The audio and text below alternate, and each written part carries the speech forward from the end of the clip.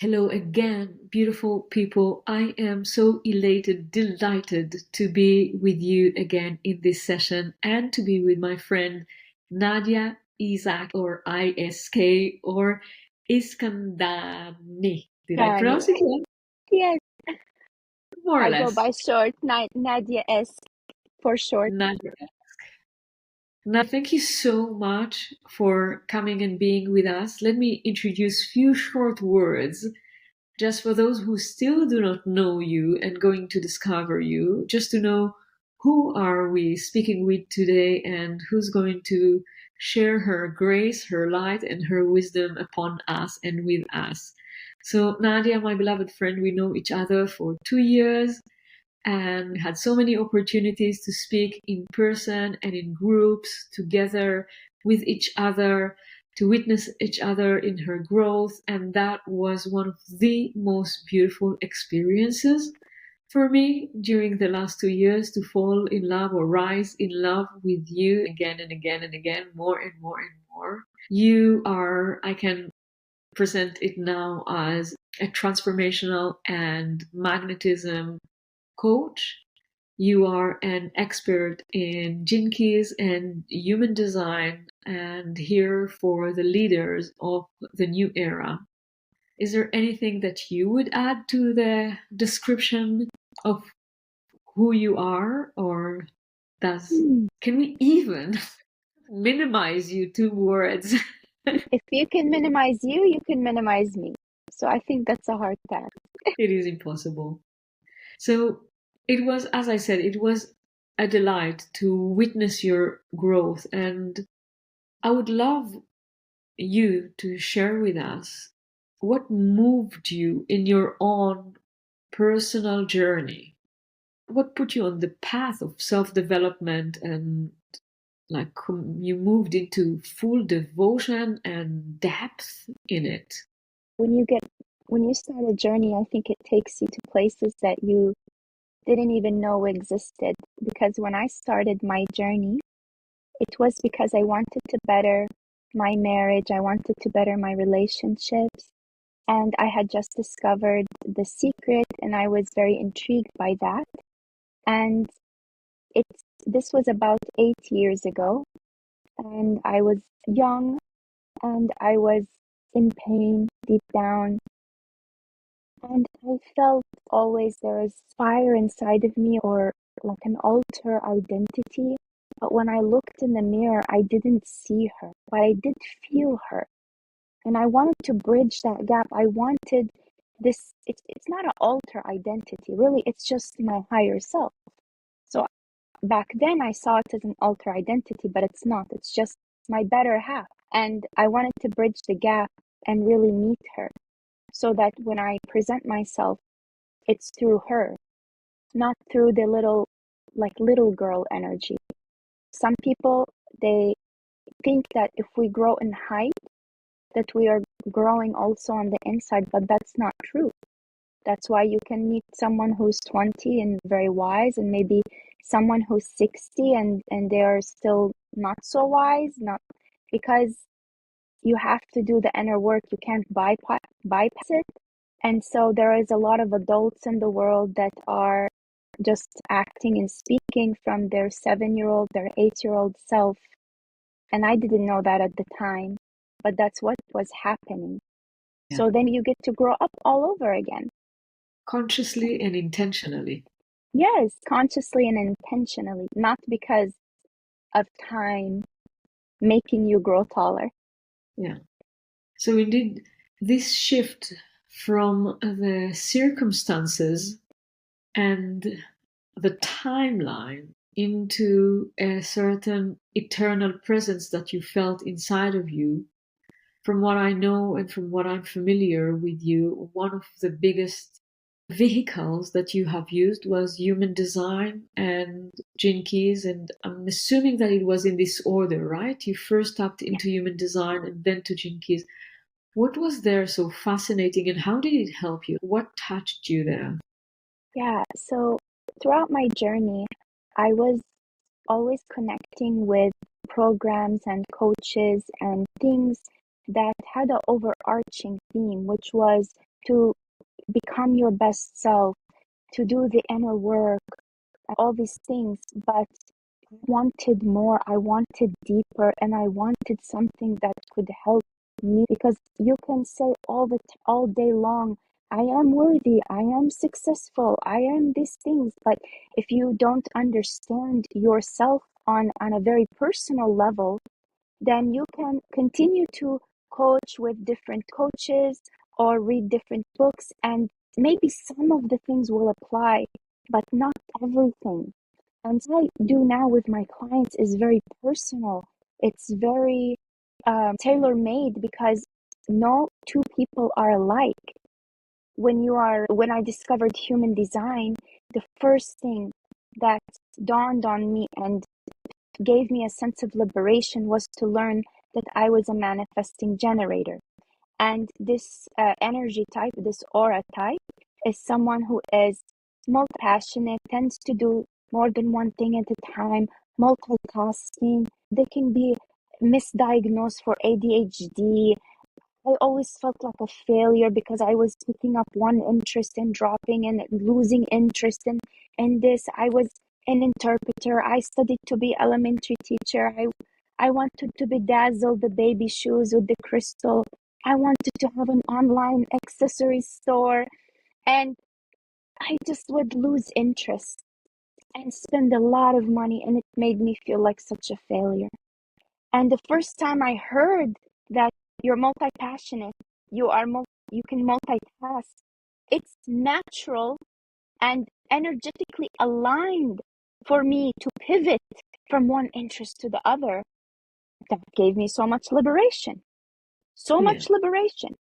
And then we enter Gene Keys, and it's a whole different realm. I remember one thing in the human design, which is, she said, your incarnation cross is the vessel of love. And I said, oh my God, I always said if I get a tattoo, it will be love is pain is love, because I'm so loving. And I thought it was a weakness of mine. I thought for me to be so kind is me being a doormat. I thought that if I'm so kind and loving towards others and just the universe, that it meant I'm like a pushover or something. So human design comes and says, no, this is who you are. Now, of course, I learned that with this giving nature or this loving nature, that I have to learn boundaries and all of the things. But it helped to end this inner conflict of, I don't want to be the nice girl. I want to be, you know what? I want to be mean. I want to be a bad girl. No, it doesn't have to be like that, right? Like, you can be who you are, but you can polish and become your best self. Nadia, I feel the need to share with you something. I don't know if you ever heard me speaking about the light imprints that I've channeled one time. You heard me speaking about that? I have, but So not I'm listening. not in detail. Tell me more. It just came to me as I'm listening to you that this is, of course, it's another approach, and it's channeling, it's more intuitive. There's a way to discover what light imprint you are, but it's not like with your date of birth and so on.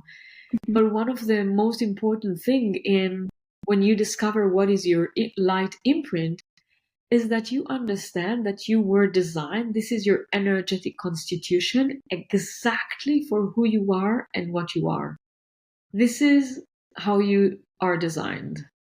When you understand what is your light imprint, one of the most powerful thing is that everything that you might experience as a challenge in your life is now in the place where you understand that this is essential for your entire ascension, for your highest purpose, for what you came here to be and what you came here to do and who you are. And the examples that I give many times is like a glass would never complain that she is transparent.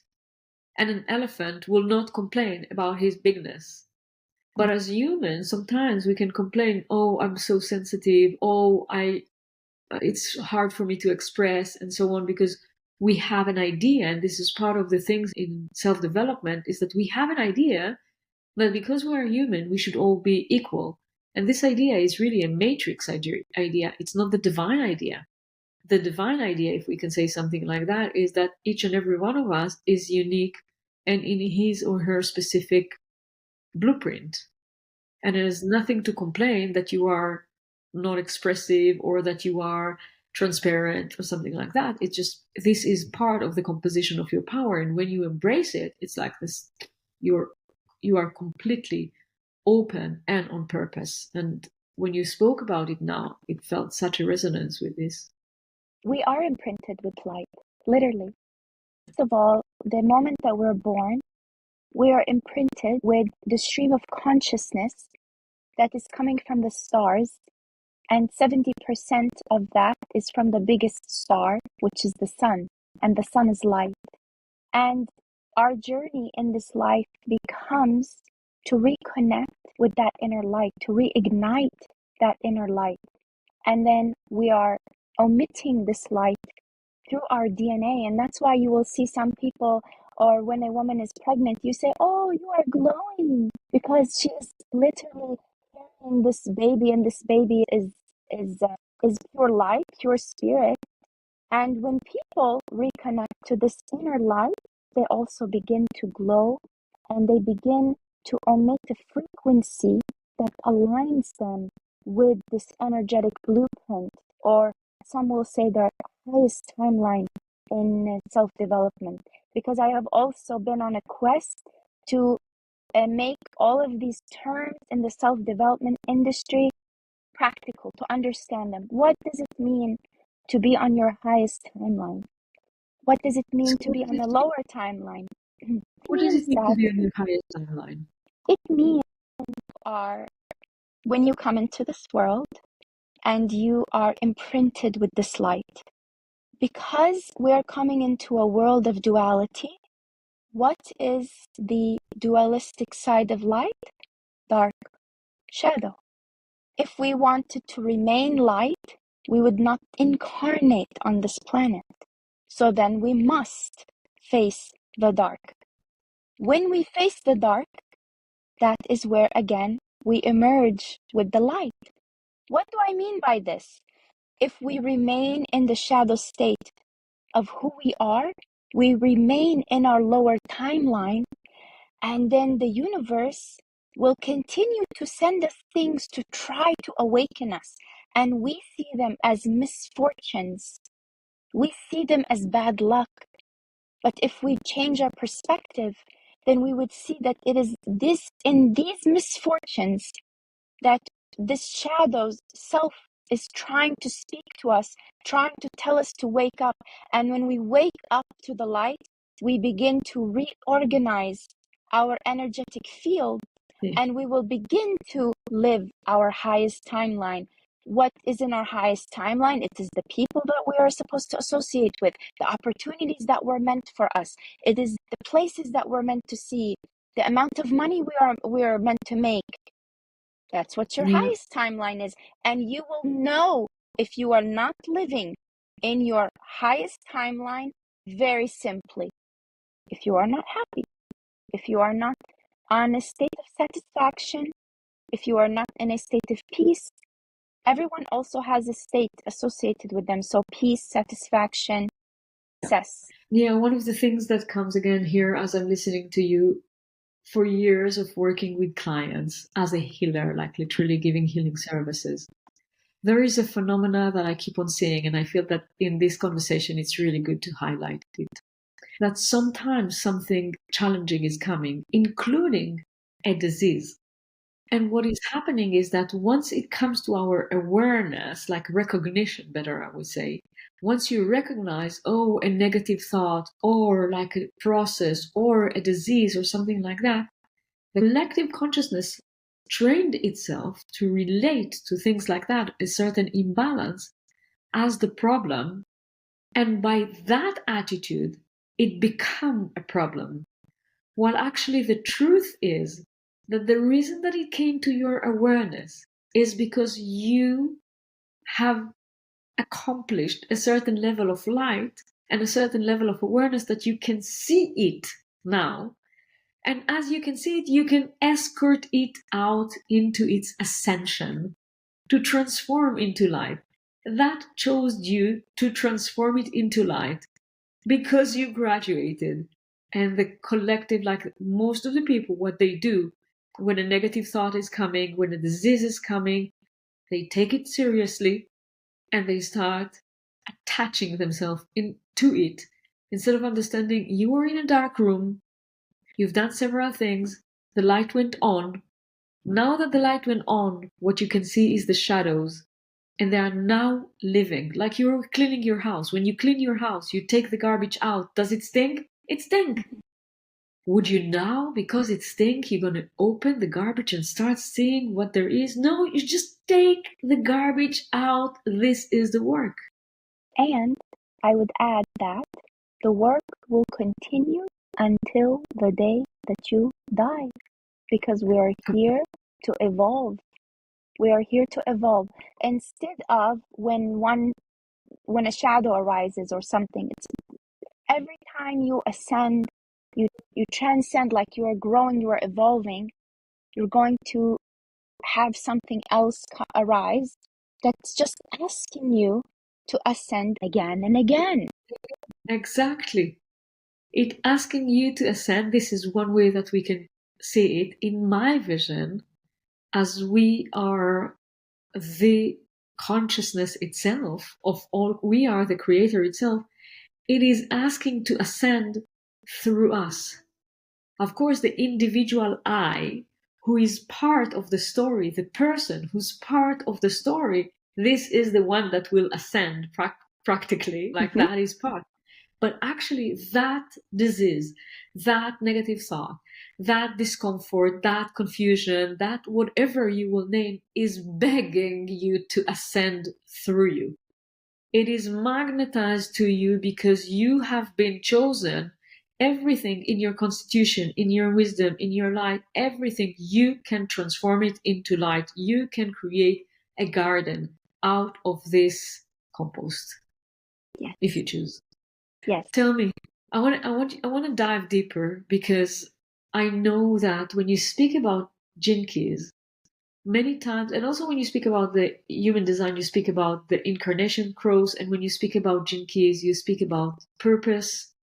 Can you choose one of the two, and or both, and give us a little bit more of how life purpose, soul purpose is imprinted in the constitution of a person? How does it show up? We all come here with a soul purpose and a life purpose, and they're intertwined. The reason that some people can reach external achievements and still feel unfulfilled is because they have not connected to the higher frequencies of their life purpose and soul purpose.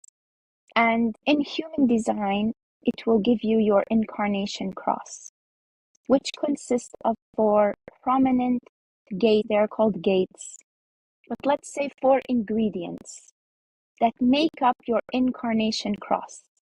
We go to gene keys and we can dissect these gates. They are called keys, one and the same. The 64 gene keys correlate to the 64 gates in human design, and they correlate to the 64 codons in the human DNA. So let's say I know both mine and your cross. Me and you, Homaya, I know both of our crosses by heart. We have the same cross? No. We don't have the same cross, right? Mine, No, if we I'm don't correct, have, no. cross of incarnation? Yes, we don't have the same cross. I'm saying that I have both of ours memorized by heart. So they are 4 numbers. So for you, for example, it's 43, 23. We can go to the keys and we get to dissect these numbers into verbal words and understand the frequency that you reside on in the shadow, in the gift, and in the highest state. You can achieve anything that you want external because of the law of attraction, but Yes. you may not find that fulfillment if you are not in a vibration that is omitting your gift, your inner light through what you do. So Yesterday I made a post. If two people do the same thing, what differentiates them? If two people are life coaches, if two people are a chef, a hairdresser, what differentiates them? It is who they are. It is how they are doing what they are doing. And that lies in your frequency. For example, you carry the frequency of simplicity and quintessence. What does this mean? It means that Homaya, when she is in a higher frequency, she has the ability to touch the gold in other people. Now we have a verbal explanation of Homaya's soul purpose, very small part of Homaya's soul purpose. And so in the lower frequency, what does that look like? What is the opposite of simplicity? Complexity. Maybe if you went through something complex in your life, instead of saying, why am I going through this? Why am I dealing with this complexity? Why does this have to be so complex? You begin to look at it from your higher frequency, and it becomes that you find the simplicity in it. And then what does your soul purpose, your life purpose begin to be? With your clients, whatever you do, it does not matter. It does not matter what you do. You begin to find the simplicity and the quintessence in everything that you are doing for your clients and for yourself. That's just one example. Actually, if I understand well, the incarnation cross there's an elaboration of the incarnation cross in the Gene Keys, and once you've learned all the 4 attributes of the incarnation cross, you have a certain path, we can say, designed for you to understand your soul purpose. Yes. And you don't necessarily have to do Gene Keys. You can look at the patterns that have been given to you in your life. What do you keep attracting into your life? What do you keep attracting?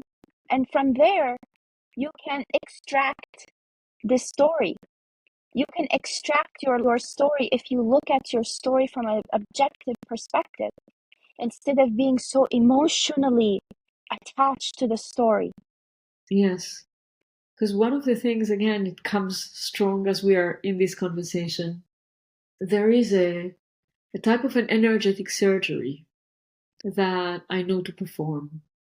And this energetic surgery is aligning you with your soul contract, aligning you with your soul purpose, with what you came here to be, what you came here to do, what you came here to have as an echo of what you came here to be, what you came here to experience.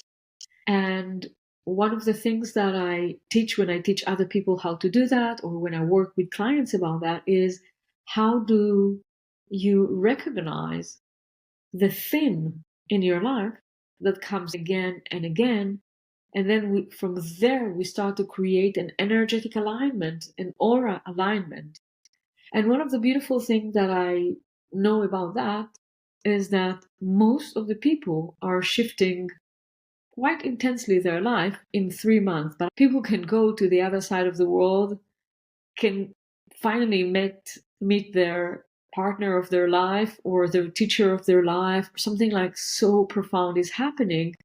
And yet there is a certain process that is an internal process and also an external process, as you call it, the inner work of really meeting and going, because you always have the free will, whether if someone read it for you in the Gene Keys or someone have done this energetic surgery, you always have the free will to surrender to your soul and to surrender to your path, or to say this level of self-awareness or this level of energetic movement is a lot. It could be a lot, right? You for sure have experienced that. I for sure have experienced that. And I for sure have experienced that in so many of my clients. And one of the things that we just had a conversation before we started this recording is that if planet Earth was our client now, she is actually going through a strong process. We call it a liquid state. You move from one solid experience to another so-called solid experience, because once you have melted, you can redesign yourself. But this liquid state is so important. Mm-hmm. And I find what you were sharing about it so fascinating. So Mm-hmm. would you elaborate about not only your individual purpose, but what is happening to the planet, what is happening globally? Because we also experience that, right? We experience our incarnation cross, but we also experience a global incarnation cross, right? Yes. So first of all, I wanted to highlight one of your gifts in real time. What you do with your clients comes from Gene Key 4, which is one of your 4 primary gifts, and it's the gift of understanding, in which you have a gift of seeing underlying patterns, and it gives you the ability to understand people on a deep level. That's why you're able to touch this energetic field. Now, as you see how you are emanating this gift, and it's part of your cross. Mother Earth also has an incarnation cross that shifts every 400 years. And the founder of human design channeled that it was going to shift again in 2027. And as you see, 2027 is not far at all. We are shifting this frequency, the frequency that has affected us, our parents, our grandparents, is shifting in 2020, and it's already begun. It's Already begun. present. Yeah. And what is happening is that we're amidst this global evolution, this global shift in evolution, and a global shift in consciousness in which we as a collective are awakening. And Richard Rudd, the founder of Gene Keys, says that it is because of a mutation that is happening specifically in the 55th gene key, in which we are transcending the shadow of victimization into the gift of freedom. And this will look different for everyone. It will look different in your home, in your community, in your neighborhood, in your city, in your country, and then on a collective level. So I think what I would love to share with the world right now is that as much as possible to trust, to surrender, and to believe that in one perspective, that what is happening in the world, despite the amount of pain that we are going through, is that it will be in the highest interest of the collective. And I know this is very difficult to hear, but it's only one perspective that I would invite everyone to take or to see. So what do you see more in this new incarnation cross that comes to the planet? Because as much as we understand it and tune into its frequency and call it into embodiment, we can soften the transition if we do that consciously. This is part Yes, of this yes. work.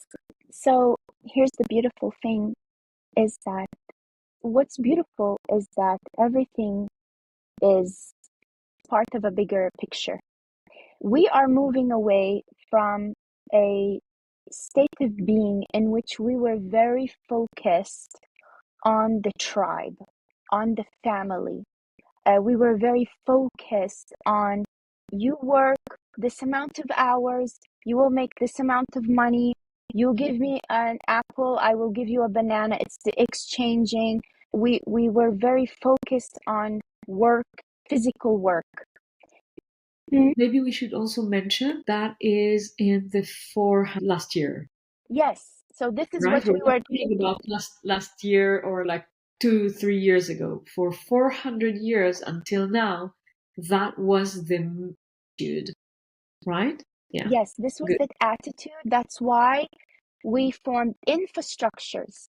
We formed the hospitals. We formed the police station. We formed the schools. There is the workforce now. You will go to work so that you can feed the tribe. Yeah. And it was all about the tribe. Now we are moving into, and it has already begun, and you can see it, into a state of more individuality and more unity. I know that sounds very contradictory to what's going on in the world right now, but we will move into unity by awakening and transcending the shadow of indifference, in which we can no longer turn our faces to what's happening on a collective level and only focus on the tribe, because we begin to see as everybody as one community, everybody as one tribe, if that makes sense. It can be strongly felt, not only makes sense. Okay, perfect. Nadia, I have a question that I don't know even how to ask it, and I don't know if you know about it, but let's give it a chance, right? Mm-hmm. I remember vaguely that Ra Ura mentioned something about the next generation of children coming to the planet. Something I do remember that there's something around angels around that, and something makes sense there. Do you know what I'm speaking about? Absolutely. So part of the evolution that's happening, part in this new age that we are moving towards, we are going to operate more from our solar plexus than our mind. The past 400 years, it was all about if you can think it, you can do it. No, if you can think of a cell phone, you can bring it to reality. If you can think of a building, you can build it. But now we are operating from our solar plexus. So it is if you can feel it, you can have it. If you can feel it, you can bring it about into reality. And the children that will be born in the near future with the 55th gene key already, like it's going to be in their DNA prominent, some children may be called neurodivergent, or they may, like the old paradigm may see them as children who have autism. But it's not necessarily that they are autistic. It is that they are on a frequency that is highly intuitive already. They will be operating from their solar plexus. They're operating already beyond time and space. The perception of time for them is not linear, far away from being linear, and the perception of space also for them is not three-dimensional. You don't move actually from one space to another. The truth that you are located in the throne of who you are, and everything is operating for you and around you, is more tangible and way less theoretical for them. And this is strongly felt. Okay, you inspire me to share another thing, which I feel that this is a beautiful message, and I'm happy that so much that we are having this conversation. So there's a lot of conversations about technology and AI and where are we heading and what is coming around it.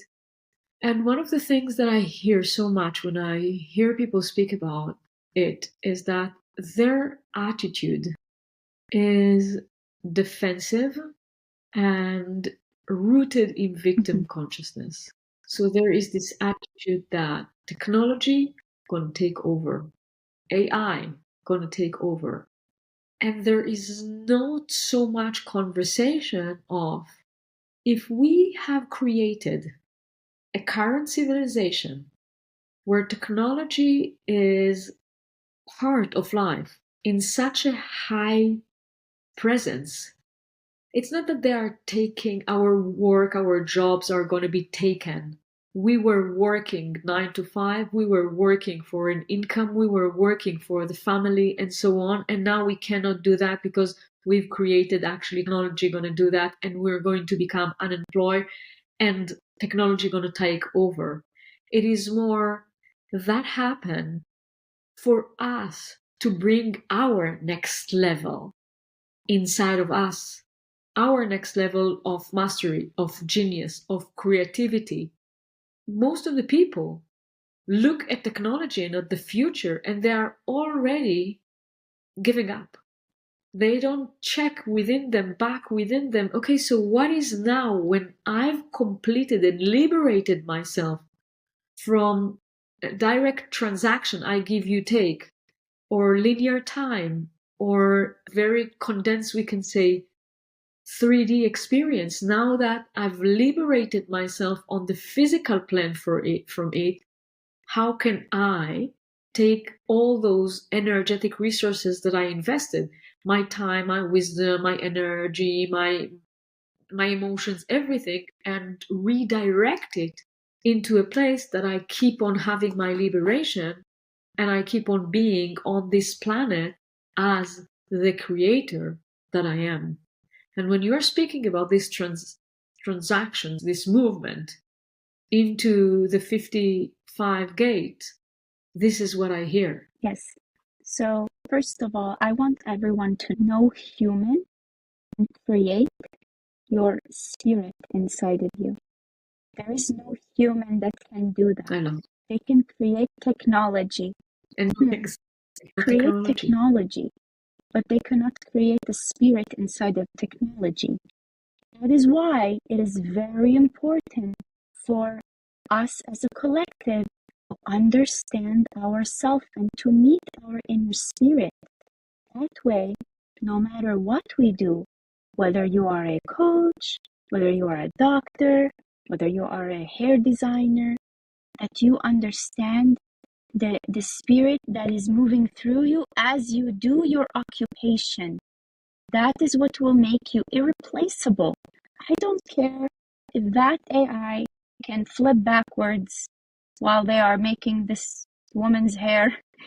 They may not do it in the way that you do it, because there is no feeling associated with it. There is no emotion associated with it.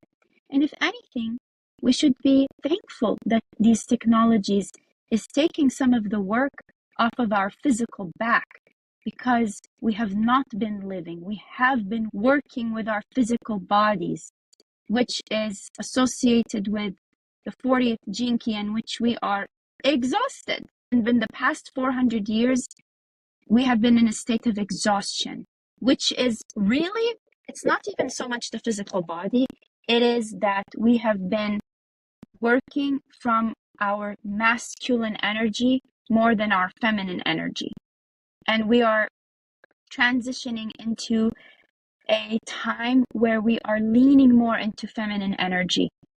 And this gets to be where you surrender, where you trust, where you feel like God has your back, the universe has your back, right? Like that book. What does that mean? It means that you get to step into feminine energy more. And feminine energy is not just for a woman, it's for both the masculine, and it's for everyone, which is you. Yes, it's where you get to step into the frequency of surrendering, trusting, and allowing yourself to receive. So good.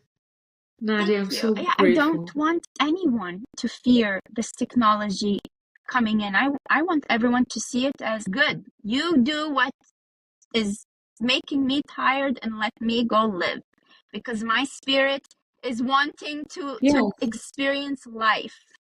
Yeah. I feel that the art that needs to come out of it is the refinement of being receptive. Doesn't mean to be lazy. Most of the people are thinking that being active as the masculine, then if they will become receptive, it's actually mean that they need to be lazy. But it's not. It's not the opposite. Receptive doesn't mean lazy. The same that people are saying to me, but surrender, when I speak about spiritual, if you want to have a spiritual awakening, if you want to master your spiritual abilities, if you want to channel, if you want to bring this new earth really here, like in terms of wisdom. So that is surrender. And the act of surrender is not a passive act. You're not just falling and becoming lethargic and then you become surrender. No, surrender is actively surrendering, actively moving with devotion.